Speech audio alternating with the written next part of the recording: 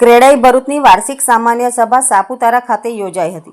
સભામાં ભરૂચ જિલ્લાના real estate ક્ષેત્ર સાથે જોડાયેલા સભ્યો મોટી સંખ્યામાં ઉપસ્થિત રહ્યા હતા।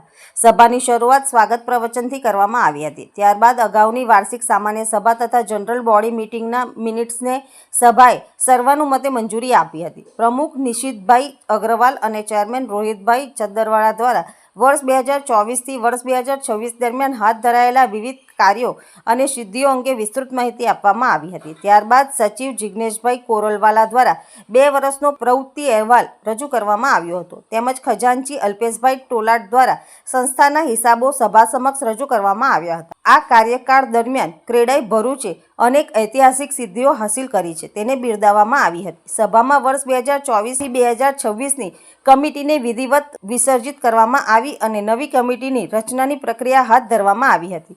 વર્ષ 2024-2026 દરમિયાન ઉત્કૃષ્ટ અને પ્રશંસનીય કામ કરવા બદલ સભામાં સર્વાનુમતે નિશિતભાઈ અગ્રવાલને વર્ષ 2026થી 2028 સુધીના કાર્યકાળ માટે ફરીથી પ્રમુખ તરીકે અને રોહિતભાઈ ચદ્દરવાડાને ચેરમેન તરીકે પસંદ કરવામાં આવ્યા હતા।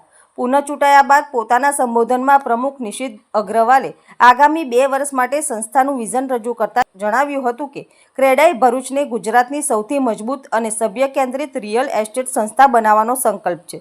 તેમણે આગામી 2 વર્ષ માટેના કેટલાક મહત્વાકાંક્ષી કાર્યક્રમોની જાહેરાત કરી હતી।